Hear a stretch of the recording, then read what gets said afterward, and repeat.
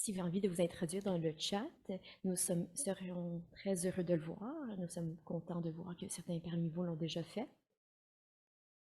Donc, je crois que nous allons débuter parce que nous allons être à l'heure. Je suis très excitée de voir tout le monde ici. Bonjour et un bienvenue chaleureux à l'harcèlement sexuel et un contexte d'apprentissage expérientiel, un prix que les étudiants ne devraient pas avoir à payer. Je suis Farah Khan, je suis la directrice générale de Possibility Seeds et la directrice exécutive de Courage d'agir. Je suis présentement en absence, mais je suis très excitée à parler de cet enjeu. Donc, je suis excitée que vous puissiez parler de la recherche excellente de nos recherchistes.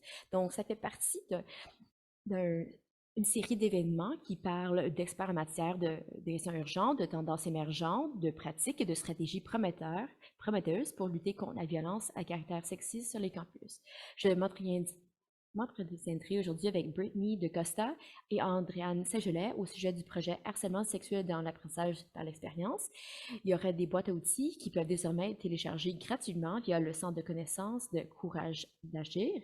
Lorsque vous accédez à ces outils, vous verrez apparaître une fenêtre contextuelle vous demandant si vous pouvez nous contacter dans quelques semaines pour vous demander votre avis sur ces outils. Vos commentaires sont très importants car ils nous aident à suivre l'impact de ces outils et à nous permettre de comment vous engager avec ces outils. Ce travail s'effectue sur et à travers les territoires traditionnels de nombreuses nations autochtones. La terre sur laquelle je me situe est le territoire des Mississaugas de Crédit, les Anishinaabe, les Chippewas, les Haudenosaunee et les Wendat, qui abritent aujourd'hui nombreuses Premières Nations, ainsi que des peuples inuits et métis. Toronto est couvert par le traité 13, un accord signé par les Mississaugas du Crédit, et le traité Williams, qui a été signé par plusieurs bandes de Mississauga et Chippewa pour partager pacifiquement les ressources et en prendre soin. Cet accord a été rompu par les colons européens. Le processus de colonisation au Canada au cours des 2 derniers siècles a donné lieu à un génocide systématique contre les peuples autochtones de cette terre.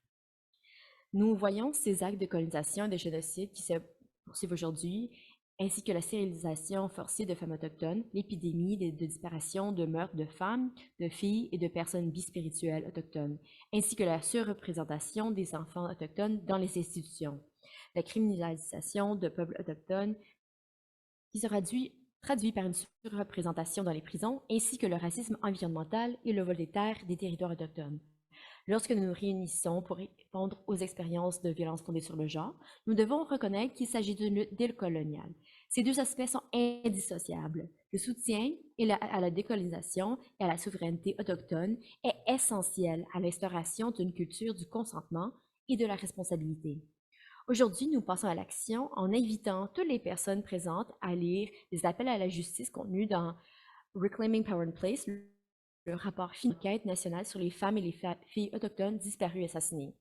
Si vous voulez savoir comment votre institution peut répondre à ces appels à l'action, vous pouvez télécharger la feuille de travail en cliquant sur le lien dans la boîte de messagerie. Merci aussi, Laura.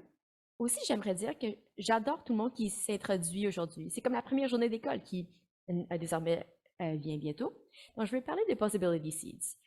Nous avons mené le projet Courage Agir. Nous sommes un cabinet de conseil de premier plan en matière de changement social qui se consacre à la justice, à l'équité et à l'inclusion des genres. Nous pensons qu'il est possible de créer des lieux de travail, des organismes et des institutions sûres et équitables. Avec plus de 20 ans d'expérience de travail avec des organismes communautaires, des gouvernements, des institutions privées et publiques, nous nous soucions profondément de l'impact sur notre travail. Donc, nous sommes une initiative nationale pluriannuelle, Courage d'agir, qui vise à lutter contre la violence genrée et à la prévenir sur les campus postsecondaires au Canada. Donc, Courage d'agir, c'est en train de développer un contexte à l'échelle nationale pour adresser et prévenir la violence basée sur le genre. Donc, ce projet réunit plus de 170 experts, défenseurs et leaders d'opinion et de tout le Canada pour lutter contre la violence plus. Je voudrais également prendre un moment pour remercier nos bailleurs de fonds. Le projet est rendu possible grâce au soutien et financement généreux du département pour les femmes et l'égalité du genre, ainsi que le gouvernement fédéral du Canada. Donc, ce travail est vraiment éprouvant et moi, je le sais personnellement, ainsi que nous avons tous nos expériences d'être des survivants et pour soutenir ceux que nous aimons, qui sont peut-être sujets à la violence basée sur le genre, je vous invite ainsi que c'est important d'être à l'écoute de votre corps et de ses besoins.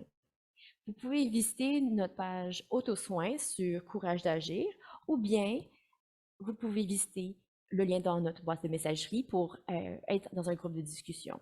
L'accessibilité pour cet événement sont fournies à travers le sous-titrage en bas que vous pouvez accéder au bas de l'écran. Vous pouvez également accéder à l'interprétation en français en sélectionnant la chaîne française à l'aide du menu Interprétation. À la fin de cette session, il y aura un formulaire de recensement et nous serons très reconnaissants si vous nous laissez vos commentaires afin de nous aider à améliorer notre travail. Il y aura également une feuille d'évaluation et un enregistrement de cette session disponible à la fin de cette session. Donc, avant de procéder à la présentation de nos conférenciers, je vous invite à rentrer vos questions dans notre boîte de questions en bas et nous allons les entamer à la fin. Donc, je suis très excitée d'introduire nos conférenciers aujourd'hui parce qu'ils sont juste magnifiques. Il y a Brittany de Costa qui mène un projet d'apprentissage expérientiel et co-dirige le projet Courage d'agir. Andréane Saint-Gelais est la coordonnatrice du projet Courage d'agir et travaille dans un collectif social qui aide à prévenir la violence basée sur le genre et qui se centre sur les jeunes de 13 à 18 ans. Je suis excitée de vous avoir parmi nous aujourd'hui. Donc, commençons avec la première question. Et j'aimerais introduire cela en disant, préfaçant en disant que pour moi, c'est le projet clé que je voulais voir le Courage d'agir réalisé. Donc, 5 ans passés, quand j'ai rencontré Brittany et Andréane, je sentais, c'était des semences et c'est très excitant de voir 5 ans plus tard d'être dans un lieu où c'est en train d'être lancé. Je suis juste tellement fière de l'équipe d'avoir pris quelque chose que nous avons entendu de la part des étudiants et de le mener en action. Et Brittany, juste toi, ce que tu as témoigné pendant les 5 dernières années, qu'est-ce que toi, tu as vu qui a démarré cette conversation? Merci beaucoup, Farah. Oui, c'est très excitant d'être ici 5 ans plus tard et de voir tout le monde parmi nous aujourd'hui. Je suis tellement reconnaissante que tout le monde est aussi intéressé à ce travail. Donc oui, nous faisons beaucoup de travail à examiner la violence basée sur le genre sur les campus postsecondaires et nous savons qu'il y a une crise, mais nous semblons survoler le fait que ça va au-delà du campus physique et virtuel. Et même quand nous regardons l'harcèlement sexuel dans le milieu de travail, nous ne regardons pas toujours le fait que les étudiants sont dans ces espaces-là. Donc, quand on parle de violence et d'harcèlement, il y a plus de 40 ou 50% des gens qui ont été assujettis à la violence basée sur le genre. C'est très préoccupant.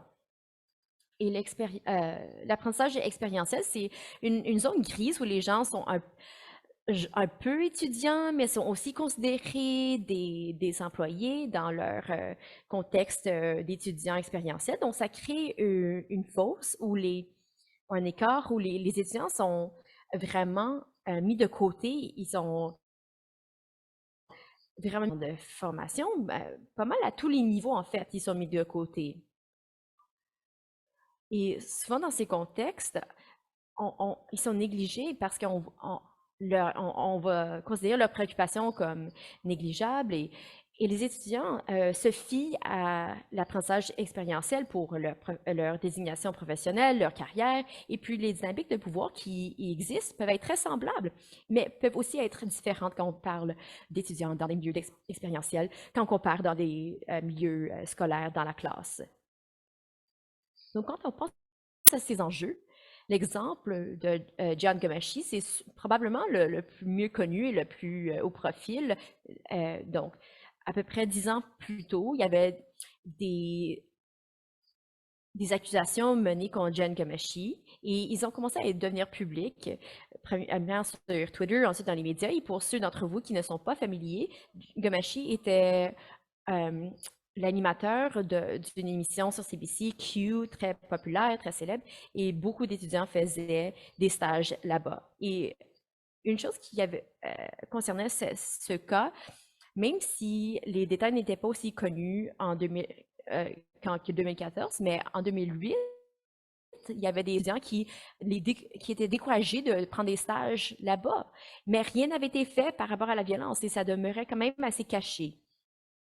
Et cet exemple était vraiment un des catalystes qui a, je crois, toi, Farah et Possibility Seas, nous a stimulé cette conversation à Possibility Seas parce que ça n'avait pas été vraiment discuté au-delà de nos réseaux personnels.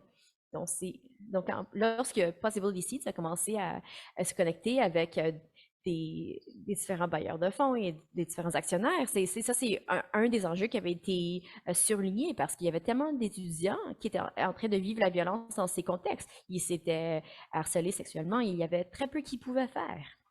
Et en parlant des étudiants à cette époque, ce qui vraiment brisait mon cœur, c'est qu'il y avait un étudiant qui a dit: «Ah, je crois que ça, c'est juste le prix que je dois payer pour être dans cette industrie.» Donc, c'est vraiment horrible à réaliser qu'on minimise tellement l'harcèlement sexuel qu'on s'y attend. De plus, l'apprentissage d'expérience est de plus en plus important et de plus en plus prédominant. Donc, on voit des investissements qui sont faits dans ces contextes pour essayer d'accroître le nombre de ces opportunités pour les étudiants. Et nous commençons à avoir du travail fait par rapport à l'équité, mais le harcèlement sexuel n'a toujours pas été adressé. Donc, allons de l'avant rapidement à 2022, en janvier. Et quand on parle du projet d'action Courage d'agir, et quand nous avons débuté, nous avons connecté avec plusieurs étudiants, des personnels scolaires. Et on voit certains d'entre vous vous introduire dans le chat et on voyait qu'il y avait tellement de démarches à faire. Donc, non seulement il n'y avait pas assez de recherche sur l'enjeu, mais aussi, il y avait justement de lacunes par rapport aux ressources ou de quoi d'actionnable pour vraiment aller de l'avant. Donc, juste observer combien de personnes sont ici aujourd'hui, avec combien de personnes nous avons connectées, c'est vraiment un testament à notre travail. Merci tellement, Brittany. Et cet étudiant, je ne vais jamais oublier les paroles de cet étudiant qui a dit: «Ah, ça, c'est juste comme ça dans l'industrie.» Et ce n'est pas juste cet étudiant, c'est tellement de personnes dans l'industrie qui disent: «Ah, ça, c'est juste quelque chose que je devais endurer.» Et euh, c'est tellement déchirant d'entendre que les étudiants doivent juste souffrir à travers ça et on ne devrait jamais les laisser être dans cette place où ils doivent vivre de la souffrance pour obtenir leur bac. Non, c'est ce qui m'excite avec ce projet. Je suis tellement touchée par le fait que nous pouvons créer des changements dans ce mouvement-ci. Donc, j'apprends maintenant à aller à Andréane. Donc, souvent, et je crois que nous voyons cela dans les médias, il y a souvent une concentration sur les, les dommages qui ont été perpétués, mais pas souvent l'action pour les adresser. Donc, souvent, toi, Brittany, et notre équipe à Possibility, nous travaillons vraiment sur créer des outils et des ressources qui ont été. Et pouvez-vous nous parler, en fait, de ces ressources et outils qui ont été créés? Parce qu'il y a plusieurs personnes ici qui disent: «Oui, oui, j'aimerais entendre parler des outils, s'il vous plaît.» Donc, oui, bien sûr. Donc, nous avons développé 4 outils différents, tous pour adresser et prévenir la violence basée sur le genre dans le contexte d'apprentissage expérientiel. Et ils sont tous développés pour fournir du soutien et de l'aide pour des outils qui sont vraiment plus concrètes. Donc, on a choisi à créer ces outils basés sur les, la- les, les trouvailles que nous avons eues à travers notre recherche, donc à travers les consultations que nous avons fait, des groupes vraiment de concentration. Donc, pour vous donner un contexte sur ces groupes, donc c'est sur la recherche, on a fait avant juste un peu de recherche sur le contexte politique et ensuite en janvier-février 2022, Farah et Brittany ont eu un jour pour rencontrer des personnels dans des institutions qui travaillaient en développement de carrière et dans des milieux d'apprentissage expérientiel. Et ces personnes provenaient tous d'institutions postsecondaires. Et l'objectif, c'était pour ce jam de design, c'était pour vraiment identifier des endroits clés sur lesquels se concentrer. Et ensuite, l'été dernier, nous avons rencontré des actionnaires, des personnels, des étudiants, des fournisseurs de soins et de ressources. Et cela nous a permis, à travers ces recherches et rencontres, de fournir un sondage pour parler avec non seulement ces étudiants, mais les personnels et tous ceux qui sont impliqués dans ces milieux-là. Donc, on a visé ces personnes, ce public-là.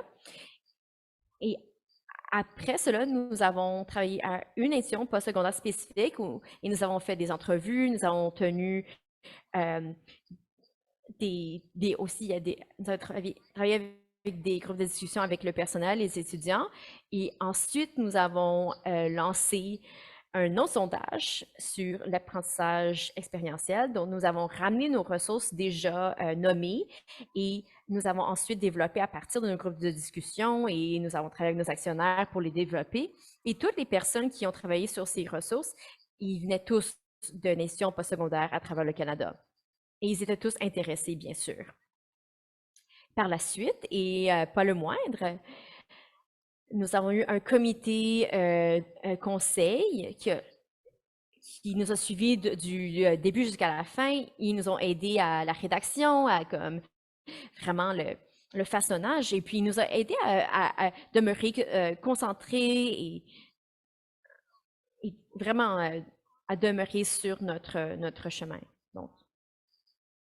Donc, nous avons travaillé avec plus de 600 personnes et travaillé avec plus de 600 personnes tout au long du projet. Donc, c'est beaucoup de personnes qui ont contribué à ce travail. Donc, nous sommes très, très reconnaissants de leur travail et de leur retour. Donc, pour revenir, tout ce travail nous a aidé à créer 4 outils, une boîte d'outils, un guide de ressources comme un livre et ensuite un rapport final. Si nous allons outil par outil, il y a premièrement la boîte d'outils et c'est sur l'apprentissage expériential et l'harcèlement sexuel. Donc, ça s'adresse à n'importe quel personnel dans une institution postsecondaire qui travaille en apprentissage expérientiel. Donc, Brittany va élaborer sur cela un peu plus tard. Mais cet outil vise à aider les travailleurs dans le milieu d'apprentissage expérientiel à comprendre quel est l'harcèlement sexuel, quelle est la violence basée sur le genre, et pour soutenir leurs étudiants. C'est pour les aider à mieux répondre à un étudiant qui révèle avoir vécu la violence ou le harcèlement. Et ceci est en fait très important parce que un des résultats que nous avons découvert, une des choses que nous avons trouvées dans notre recherche, est que en fait, ça se passe en fait très souvent. Et un résultat qui était très choquant pour moi, c'est que presque 72% des membres du personnel qui ont complété le sondage avaient la connaissance d'au moins un exemple d'étudiant qui avait vécu de harcèlement sexuel. J'aimerais juste intervenir. Et ce statistique de 72%, ça m'a tellement choqué, mais aussi pas, parce que nous savons que c'est tellement omniscient, mais c'est aussi déchirant, parce que quand nous regardons les sites web que vous avez créés, nous regardons beaucoup d'expériences d'apprentissage expérientiel sur les sites web de ces groupes, il n'y a presque pas d'informations sur le harcèlement sexuel et sur ces incidents. Donc, il n'y avait pas de corrélation, en fait, sur qu'est-ce qui a lieu sur les campus et qu'est-ce qui est révélé à travers l'information et la recherche de ces groupes d'apprentissage expérientiel.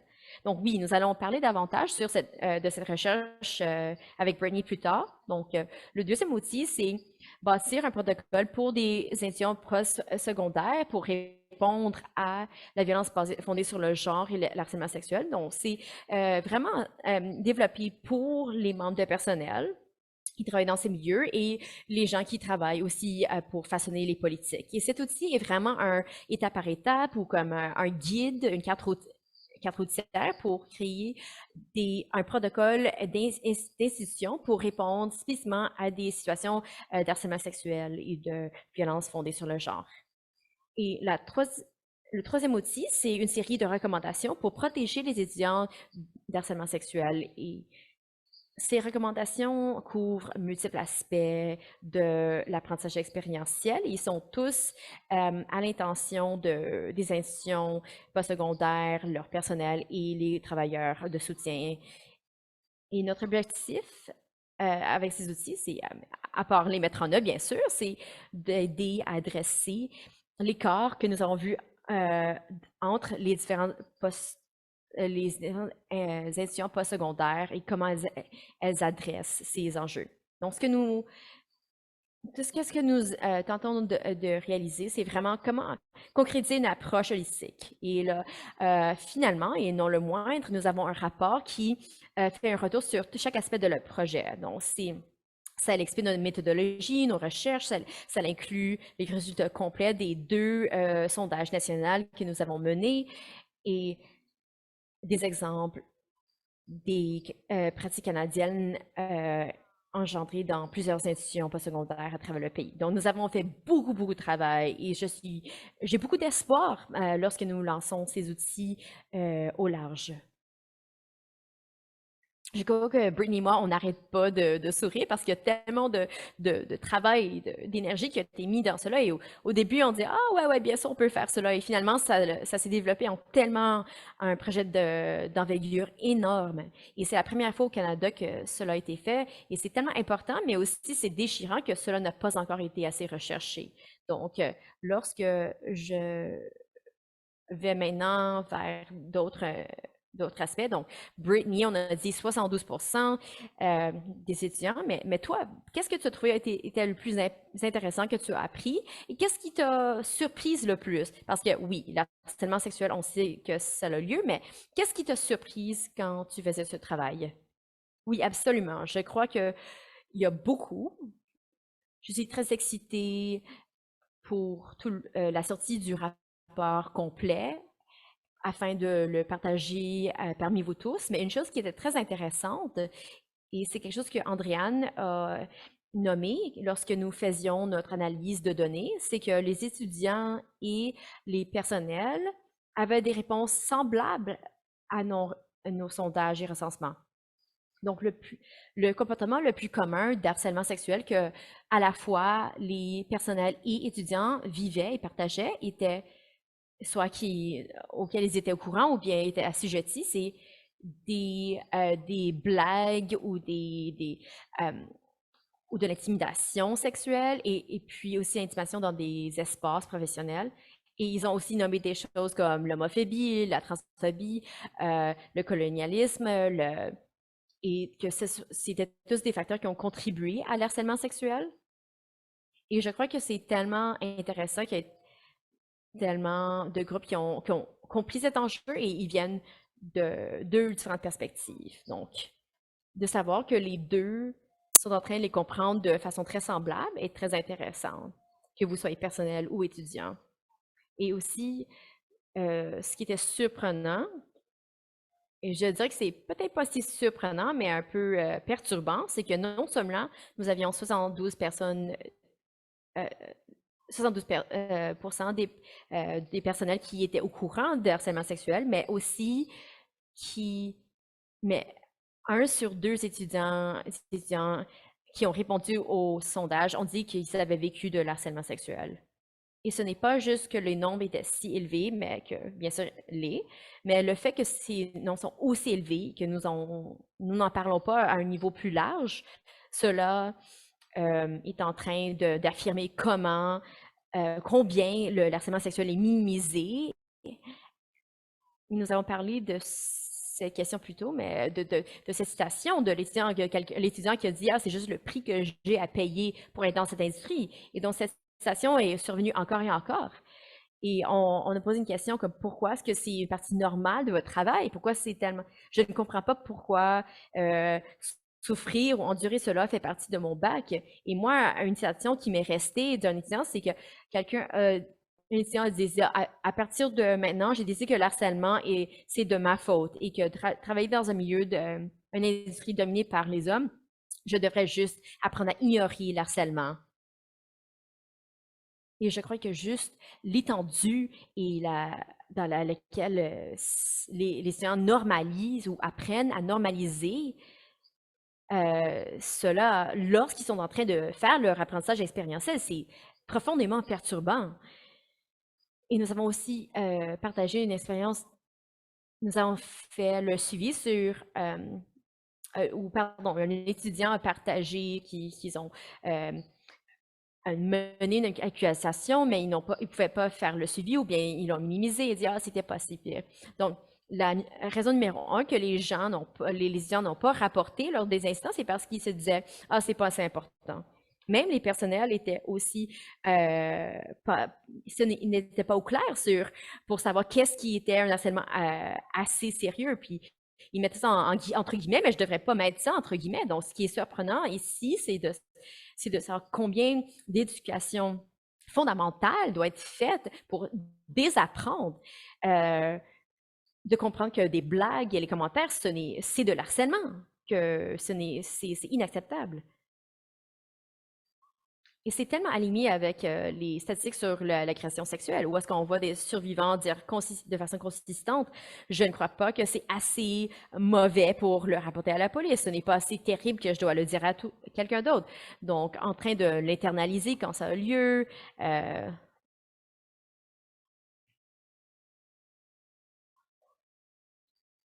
Et juste, oui, c'est l'étudiant qui a dit, ah, j'ai juste à me blâmer moi-même, ça me fait de la peine. Parce que tellement de jeunes personnes sont en train d'apprendre dès un jeune âge que dans leur industrie, ils n'ont aucune façon d'être en sécurité. Ce que nous devrions jamais enseigner aux jeunes dans les institutions. Andréane, lorsque tu fais la lecture de cette recherche, et je sais qu'il y a plus de 600 personnes qui s'engagent avec ce travail, mais qu'est-ce qui étaient les parties qui résonnaient le plus pour toi, des échos que tu as entendus le plus d'étudiants? Donc, je vais essayer de l'adresser de façon mixte. Donc certaines, des fois, il y avait des voix cohérentes, des voix non. Donc, nos recherches et conversations ont identifié plusieurs écarts quand ça venait à l'harcèlement sexuel dans les milieux d'apprentissage expérientiel. Donc, on a tout nommé ça dans le rapport, mais de façon générale, on les a divisés en quelques catégories. La première était rapporter de l'harcèlement sexuel dans ces milieux-là. Deuxième, c'était les lacunes, le manque de responsabilité des institutions et aussi les méthodologies même endommageantes des institutions. Et ensuite, la troisième, c'était parler des écarts et des lacunes. Donc, parler des priorités pour favoriser le bien-être des étudiants. Donc, si on prend chaque élément par catégorie, donc, on savait déjà, et je suis sûre que personne n'était surpris d'entendre ceci aujourd'hui, mais la violence fondée sur le genre est, de façon significative, sous-représentée, sous-reportée, à la fois dans les milieux scolaires et professionnels. Donc, quand on voit la recherche sur cela, à peu près 10 personnes des personnes vont rapporter la violence à laquelle ils ont été assujettis. Donc, on arrive toujours à la même conclusion. C'est plus que c'est moins de la moitié des étudiants qui ont rapporté à leurs institutions. Et quand on a demandé aux étudiants pourquoi ils n'ont pas rapporté, ils ont dit, ah, je vivais de la honte, ils avaient peur de ce que les autres les juraient ou que c'était pas assez sérieux, ils ne savaient pas comment trouver du soutien. Donc, plusieurs raisons typiques pour lesquelles les étudiants ne rapportaient pas leurs incidents. Mais ils ont aussi partagé des raisons pour ne pas rapporter, qui étaient très spécifiques à l'apprentissage expérientiel. Ça concerne les dynamiques de pouvoir.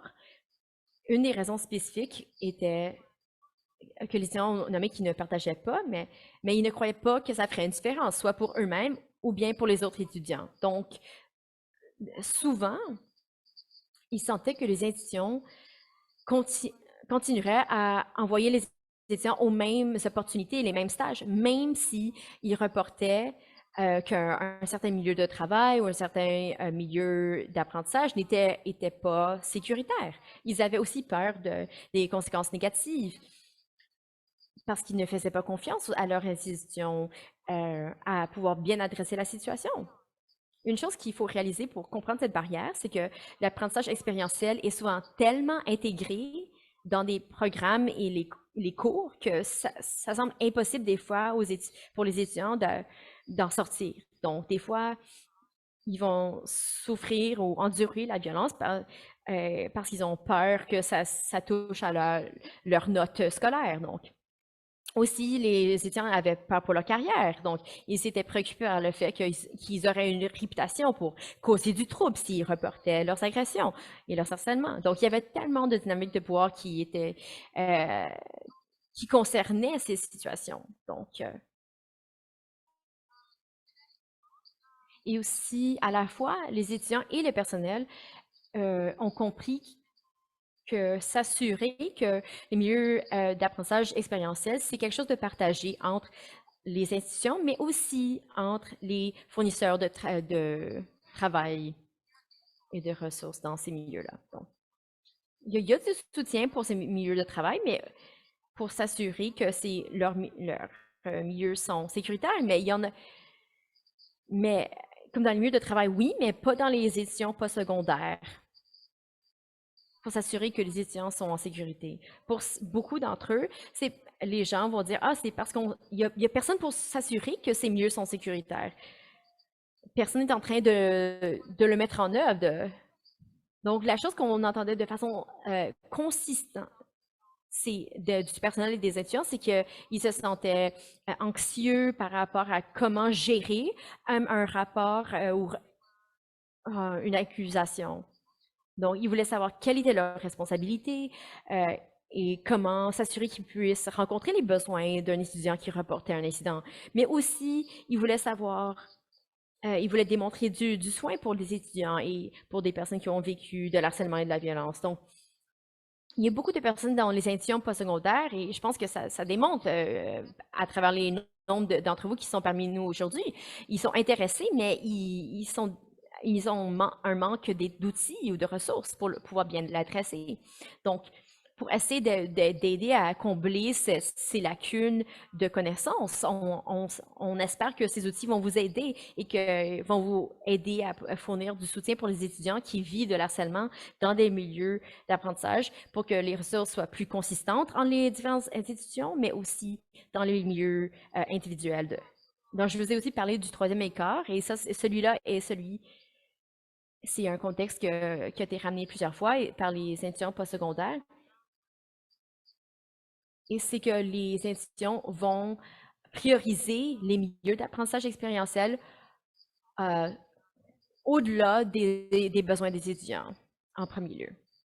Donc, on a vu un besoin qui accru dans ces milieux pour fournir plus de ressources pour les étudiants. Et dans certains domaines, ça peut être très difficile pour les facultés personnelles de trouver des ressources pour tous les étudiants et spécifiquement quand les étudiants doivent participer dans des milieux d'apprentissage expérientiel. Donc, lorsque des fois cela peut prendre la priorité dans les milieux de connaissances expérientielles, nous voyons cela au niveau du gouvernement aussi, et nous voulons que les gens sachent que nous soutenons plusieurs facteurs sont en jeu à ce moment. Donc, il faut reconnaître que nous devons savoir que les hôpitaux, les milieux de travail sont aussi en train de se responsabiliser pour être alignés avec ce travail. Brittany, peux-tu parler un peu plus de la boîte d'outils? Qu'est-ce qui est inclus? Donc, une chose dont on a parlé, c'est ce modèle qui adresse comment parler de,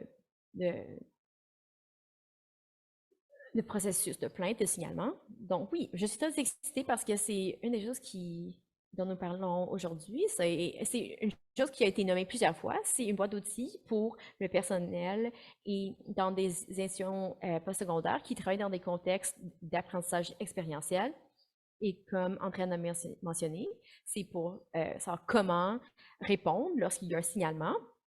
Et donc ça, c'est un très grand enjeu pour les personnels. Et donc ça, c'est un outil très important pour ces gens-là.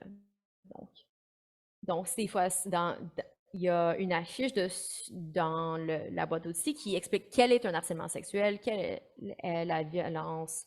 Et ça peut répondre à des questions qui surviennent souvent et tu peux les partager avec vos étudiants. Aussi, euh, il y a des exemples aussi, des modèles que vous pouvez remplir pour vous aider.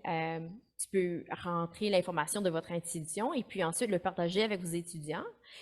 Et vous pouvez même les partager avec vos corps enseignants et vos milieux d'apprentissage expérientiel. Donc, aussi, il y a un guide qui va vous aider étape par étape à comment répondre à un signalement. Donc, ça, c'est vraiment le petit bébé à Farah. Donc, c'est un modèle super cool qui démystifie comment répondre à un signalement.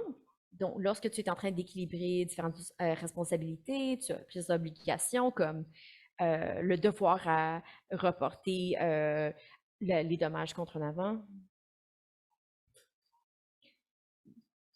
Donc, c'est aussi pour s'assurer que comment garder vos responsabilités pour que tout le monde soit en sécurité. Donc, nous espérons que cet outil pourra adresser l'anxiété autour de comment répondre de façon appropriée et comment combler vos responsabilités et aussi démontrer de l'empathie pour vos étudiants. Donc, ça, c'est le modèle ARC. C'est pour reconnaître, répondre et adresser. Donc, cela inclut il y a des suggestions de langue qui sont incluses et ça partage des réflexions. Ça peut vous aider ça vous aide à trouver comment aussi faire de l'auto-soin. Donc, donc c'est accueillir le dévoilement, répondre, connecter aux ressources, le modèle ARC. Je suis très excitée pour tous ces outils parce que je crois juste que c'est tellement important d'avoir plusieurs outils que plusieurs d'entre nous lorsque nous avons commencé dans ce travail, nous n'avons jamais pu imaginer voir à la lumière du jour. Donc, prochaine question pour vous, Andréane, c'est que un aspect que tu as discuté plus tôt, c'est la question des protocoles et pourquoi est-ce que c'est aussi quelque chose qui est quel était quelque chose qui est excitant pour vous à développer pour aider à ce que ça soit utile. Donc, lorsque nous avons fait notre revue de politique, nous avons découvert que la plupart des institutions postsecondaires n'incluaient pas les apprentissages expérientiels dans leur politique pour la violence basée sur le genre. Pour parler de statistiques, à peu près 20% des institutions postsecondaires ont des politiques qui adressent la violence basée sur le genre. Donc, le reste, 80% n'en ont pas, avec l'exception du Québec où la plupart des universités et collèges explicitement incluent l'apprentissage expérientiel dans leur protocole. Pourquoi tellement une différence? Parce qu'au Québec, il y a une législature qui protège les étudiants parce que les institutions doivent prendre en compte ces politiques. Donc, ça fait pas si longtemps, mais ce qui est intéressant aussi, c'est que même lorsque des institutions incluent explicitement des protocoles ou des politiques sur la violence basée sur le genre, il manque quand même un protocole clair sur quoi faire dans ces situations. Et cela demeure vrai à travers le pays. Donc, ce que nous avons découvert à travers notre recherche, et ce que nous avons entendu dans nos groupes de discussion, c'est que les gens ne savaient pas où débuter pour essayer de bâtir de tels protocoles et de tels processus. Pour être clair, ce n'est pas que les institutions postsecondaires n'ont rien fait dans cette matière. Comme il y a eu des histoires d'étudiants qui ont dit comment ils ont été aidés lorsqu'ils ont été assujettis à de l'harcèlement sexuel et de la violence, mais aussi, comme on a partagé plus tôt, il y a aussi des étudiants qui ont dit comment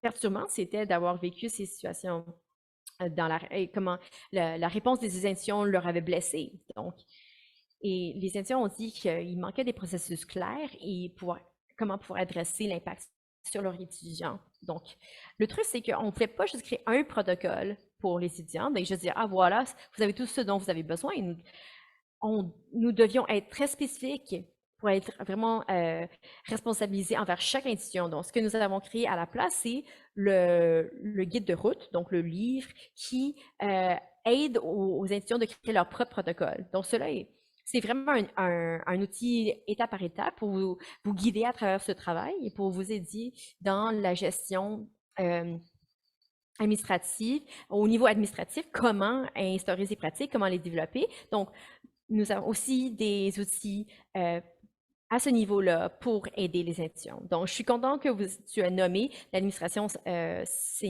supérieure aussi parce que beaucoup de personnes ici font le travail de première ligne, mais nous espérons que ces ressources vont pouvoir vous aider à dire à vos administrations, «Hey, la recherche est ici, nous avons les protocoles, voici les choses que vous pouvez faire pour aller de l'avant».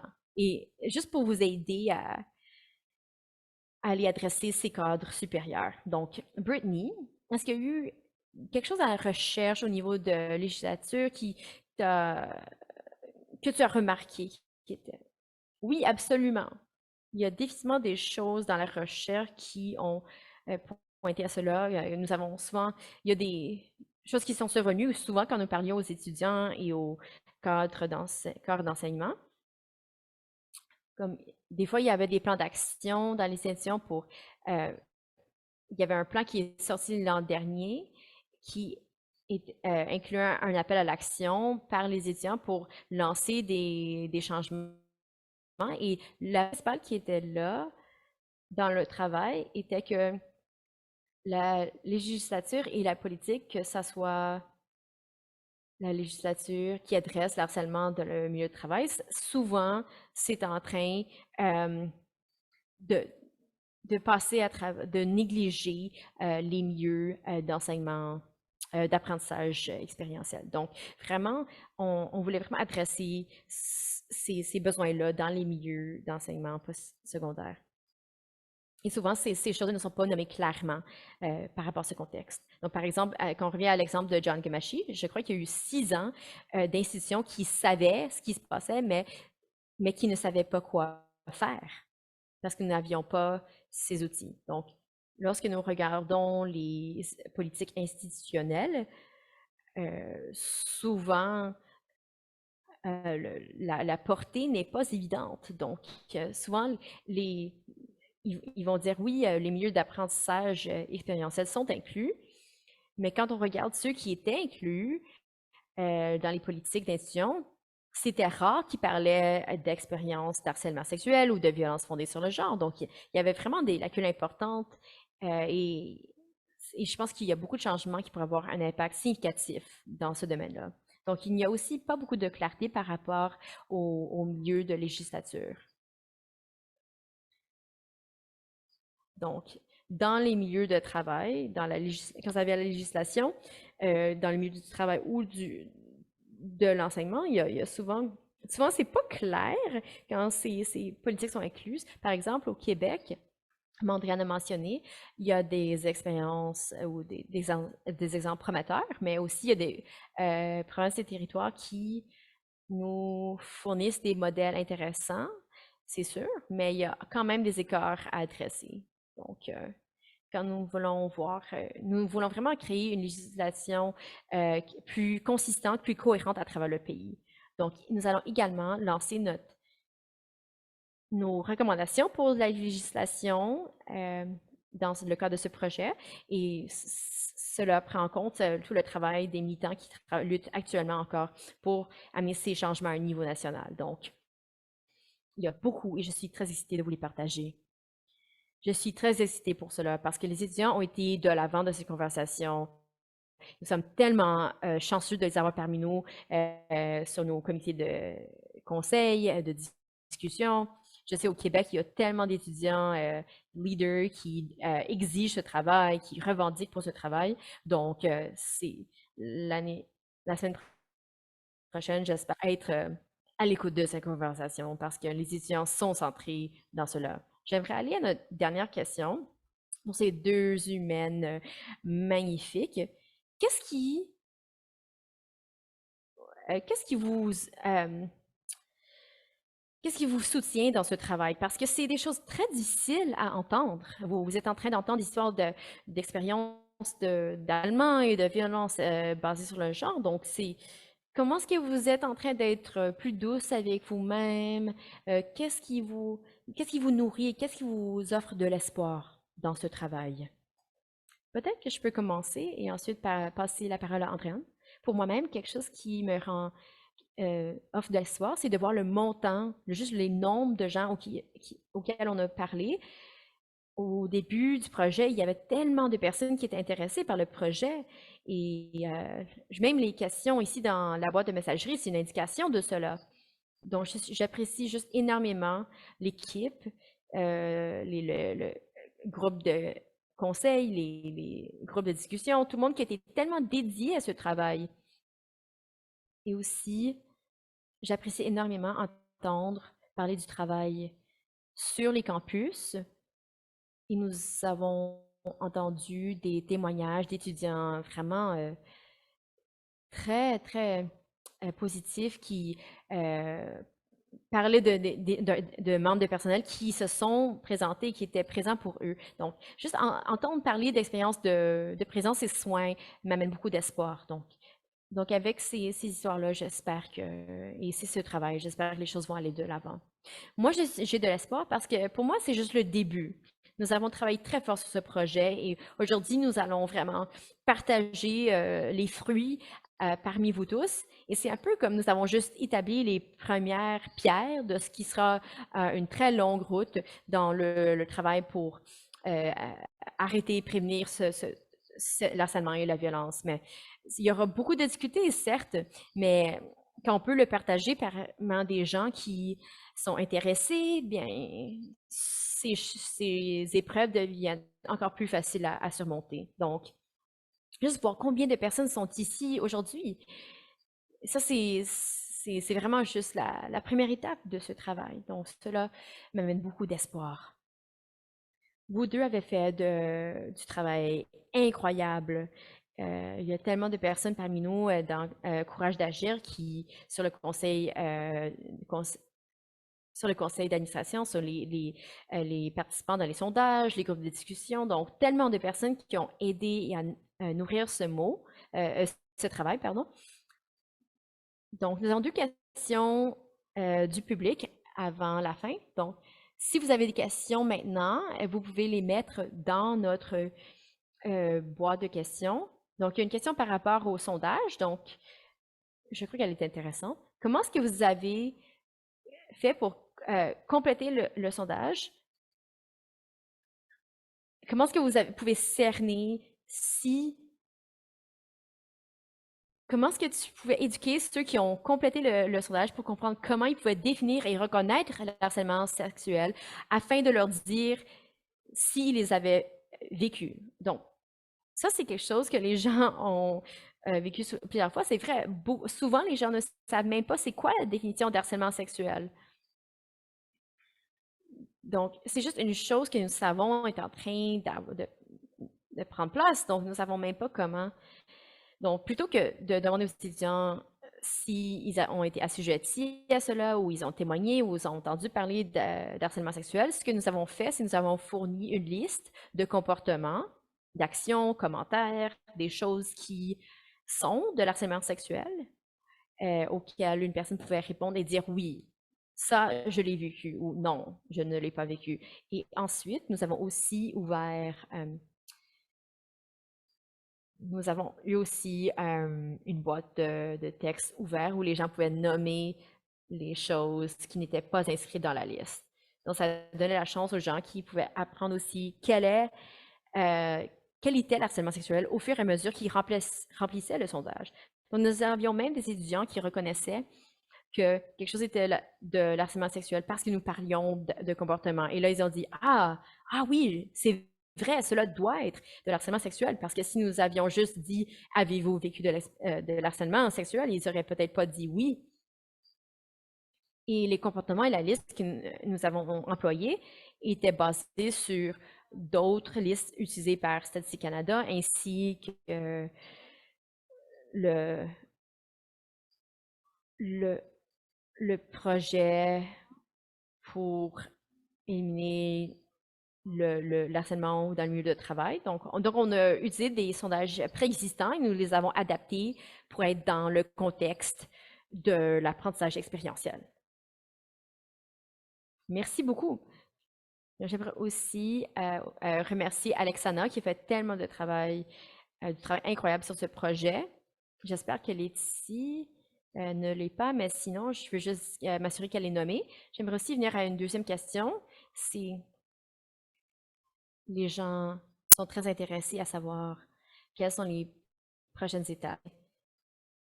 Avez-vous des exemples d'établissements postsecondaires qui ont mis en place de bons protocoles? Peut-être, Brittany, tu pourras me complémenter. Je ne sais pas si une nation rayonne parmi les autres, mais lorsque nous observons les choses qui sont déjà mises en place, il y avait quelques petits morceaux ici, petits morceaux là-bas. Ça, c'est une bonne pratique ici, de cette institution ou ici et là. Donc, ce que nous avons fait dans le livre de protocole, c'est que nous avons tiré toutes ces bonnes pratiques, ces bons exemples d'à travers le pays. Nous les avons tissés ensemble afin de refléter sur ces bonnes pratiques. Nous les avons nous voulons les nommer afin que vous pouviez dire, ah, voilà quelles institutions qui ont instauré des bonnes pratiques et vous pouvez les comparer à vos propres contextes. Donc, c'est peut-être pas un bon exemple, mais souvent, c'était juste tirer des exemples de bonnes pratiques à travers le pays. Donc, oui, ce que j'ai vu, c'était que c'était regarder de façon globale, peut-être qu'il y a un personnel qui faisait une chose, mais ensuite il y a une édition qui faisait une autre chose. Donc même à l'université TM, il y avait un protocole unique qui avait un portail web où tu peux dire, moi je suis en train de vivre ce défi dans mon milieu d'apprentissage expérientiel et dans la liste, il y avait harcèlement sexuel et ça te menait à un exemple, ou à un soutien ou une ressource. Donc, mais ça, c'est juste une branche de notre enseignant, pas tout le département, en fait. Une autre chose que les gens demandent, c'est où est-ce qu'on peut trouver ces boîtes outils. Donc, ils sont disponibles.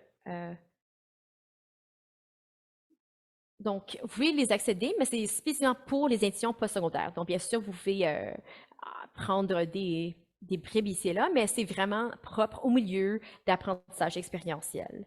Donc, toute situation est différente. Donc, c'est vraiment créé pour à ces fins particulières. Une autre question est,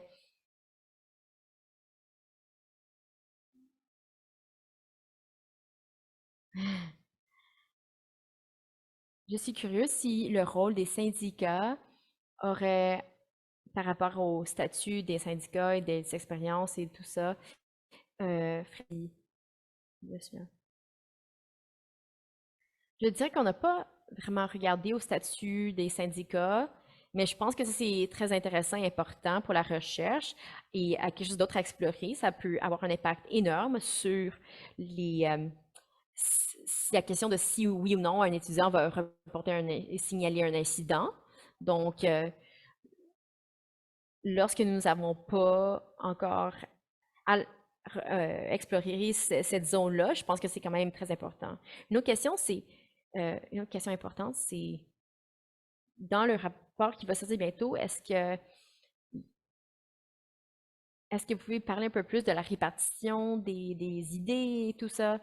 Euh, oui, donc le rapport sera excellent. Nous allons observer des choses comme la discipline, des provinces où il existe de la législation pour adresser la violence. Il y a d'autres provinces où il y a pas de politique en place. Donc, il y a différents petits morceaux ici et là pour expliquer à quoi ça ressemble. Donc, discipline, c'est certainement un aspect. Et aussi les données démographiques.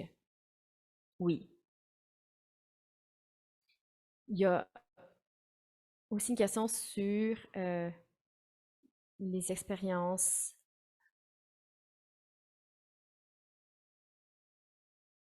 Euh, donc, notre projet va en fait prendre fin à la fin de cette saison. Donc, on va en fait faire des sessions au Nouveau-Brunswick plus tard aussi. Donc, une autre question, c'est pouvez-vous faire une liste des comportements, actions, commentaires de nature d'harcèlement sexuel qui a été partagé. Donc, je ne l'ai pas avec moi, mais on pourrait aussi le coller dans la boîte de messagerie. Et puis, la dernière question, c'est, vous avez mentionné au préalable des programmes qui ne mentionnaient pas. Vous avez parlé de programmes qui n'avaient pas de mention d'harcèlement sexuel sur leur site web. Avez-vous des recommandations concernant cela? Andréane, aimerais-tu répondre à cette question?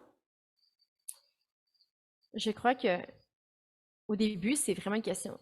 Laisser savoir aux étudiants quelles ressources sont disponibles pour eux. Donc, s'ils étaient assujettis à de l'harcèlement sexuel, mais aussi formez-les à savoir quel est de l'harcèlement sexuel.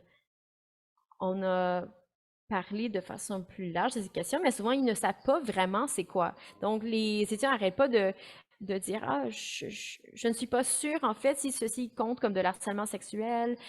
Donc, je crois que c'est très important pour eux de pouvoir reconnaître, de définir ce qui est inacceptable et de dire j'ai pas besoin d'endurer cela.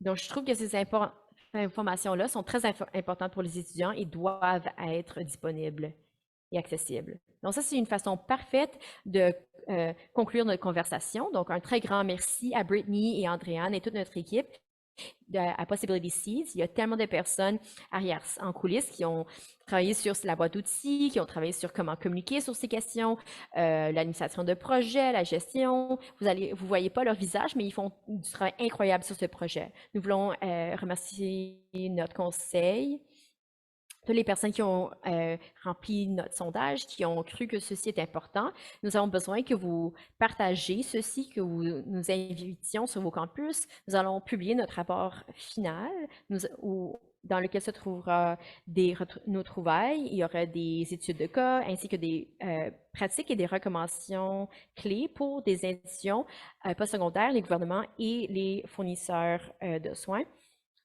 Et une version en français sera disponible en octobre. Et pour cette boîte d'outils, c'est important de savoir que c'est créé par des personnes dans des institutions postsecondaires, des cégeps, des collèges, des universités. Elles sont supposées d'être adaptées pour chaque institution. Donc, je veux vraiment vous remercier d'être parmi nous pour cet événement de Courage d'agir de Possibility Seeds. Et merci d'avoir partagé votre expertise et d'avoir partagé votre génie. Donc, comme Andréane a dit, ce n'est qu'un début. Merci à vous, chers participants qui êtes parmi vous je suis heureuse que vous partagiez vos études, vos noms et tous ceux qui promettez de partager ce travail important avec vos collègues et vos pairs. Donc, nous sommes très chanceux de travailler parmi vous et chacun parmi vous est un soutien à ce mouvement. Merci d'être parmi vous. Et un petit rappel, un doux rappel de remplir notre sondage général d'évaluation à la fin de cet événement. Merci.